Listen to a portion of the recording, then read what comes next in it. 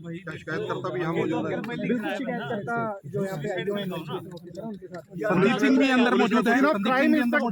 मैं समझता हूँ कि अगर संदीप सिंह भी अंदर मौजूद है तो इससे आप इन्वेस्टिगेशन और सरकार की कारगुजारी अपना समझ सकते हैं कि जो एक्यूज है वो अंदर है और वो विक्टिम को किस बिहाफ से अंदर लेकर गए हैं। हम इसको लेकर हाई कोर्ट में मूव करेंगे। अगर इन्होंने क्या कोई और नई धारा ऐड की गई है? नई धारा मैं समझता हूँ तो पहली ऐड हो जानी चाहिए थी 376 और 511, क्योंकि उनकी कंप्लेंट के हिसाब से और उनके स्टेटमेंट के हिसाब से वो सारी इंग्रेडिएंट्स उसके अंदर अट्रैक्ट कर रहे हैं। 376 के बयान अभी तक 161 में या 164 में आए हैं कुछ? बिल्कुल उन तो कंप्लेंट दे रखा है, अटेम्प्ट टू रेप उन्होंने कंप्लेंट के अंदर मेंशन किया हुआ है। तो उसके अलावा ऐड हो गई है 376 धारा। ये मुझे अभी इस बारे में जानकारी नहीं, अगर नहीं हुए तो दीपांशु इस मामले में जो लीगल कार्रवाई है 164 के बयान आज हुए, कितने पेज के बयान हुए? मुझे लगता है कि जो इनकी पहले दिन से स्टेटमेंट रही है वो करीबन 10 से 12 पेज इनके हर बार लगे हैं। जो इन्होंने पूरा इंसिडेंस उनको डिटेल में बताया तो वो भी कहीं ना कहीं इसी के आसपास पूरा क्राइम सीन अलर्ट वो क्रिएट किया जाएगा अब यहाँ। बिल्कुल, इसीलिए आज वो इनको विक्टिम को जो कंप्लेनेंट है उसको आज यहाँ पर लेकर आए हैं और वो अपनी अंदर जो भी, क्योंकि हम पुलिस को इन्वेस्टिगेशन में कोई भी ऐसी चीज़ नहीं कर रहे कि कल को पुलिस सरकार के दबाव में अगर कोई इन्वेस्टिगेशन में अगर कोई 19-21 करती है तो पुलिस ये ना गए कि जो विक्टिम थी, कंप्लेनेंट थी, उसने इन्वेस्टिगेशन में मदद नहीं की। आप देख सकते हैं कल भी 6 से 7 घंटे, उससे पहले भी 5-6 घंटे, आज भी 164 के बयान माननीय अदालत में कराए हैं। तो हम इन्वेस्टिगेशन में पुलिस की पूरी मदद कर रहे हैं, पर पुलिस अगर उनको अरेस्ट नहीं कर रही तो मैं समझता हूँ अब आपको लगता है कि कहीं ना कहीं संदीप सिंह पर गिरफ्तारी की तलवार लटक सकती है? मैं तो कहता हूँ जी 31 को FIR दर्ज हुई। अगर कोई आम आदमी के ऊपर, किसी के ऊपर 354B के अंदर धारा, जो संगीन धाराओं में अगर कोई मामला दर्ज होता है, बिना किसी देरी के अरेस्ट किया जाता है, तो अब तक उनको अरेस्ट क्यों नहीं किया जा रहा है? ये भी एक सबसे बड़ा सवाल है।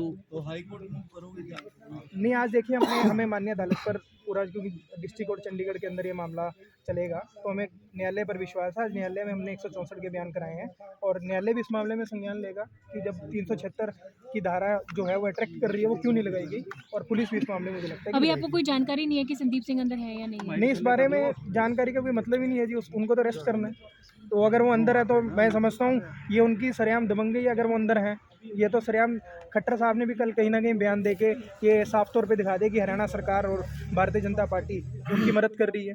ठीक है। पूरी इन्वेस्टिगेशन के अंदर किस तरीके से देखते हैं कि पूरी इन्वेस्टिगेशन में अभी तक जो है उनसे किसी भी तरीके से पूछताछ नहीं होती और आज जब पूछताछ हो रही है तो वो सीधे तौर पे उन्हीं के निवास स्थान पर हो रही है?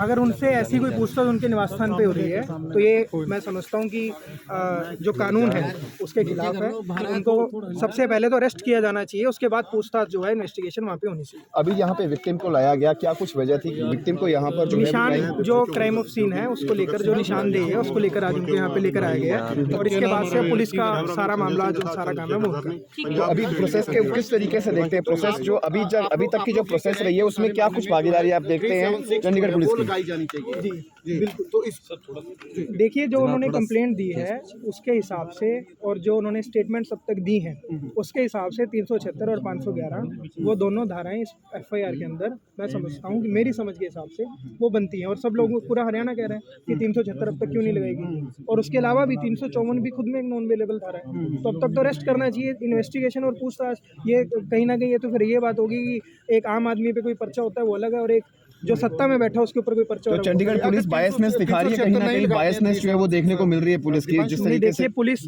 चंडीगढ़ पुलिस की तरफ से मैं समझता हूँ कि कल भी जिस प्रकार इन्वेस्टिगेशन की गई है वो इन्वेस्टिगेशन में हमें लग रहा है कि वो सच्चाई के आधार पर चल रहे हैं अब तक।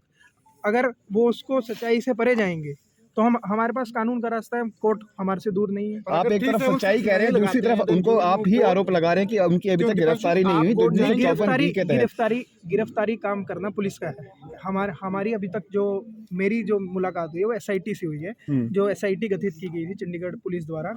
उसके अंदर जो SIT ने जो बयान लिए हैं कल 7 घंटे लगा के, बहुत डिटेल में हर सेकंड का, हर दिन का, हर मिनट का, और जो भी इनके पास एविडेंसेस है उन्होंने दे दिया, अपना मोबाइल फ़ोन तक उन्होंने दे दिया।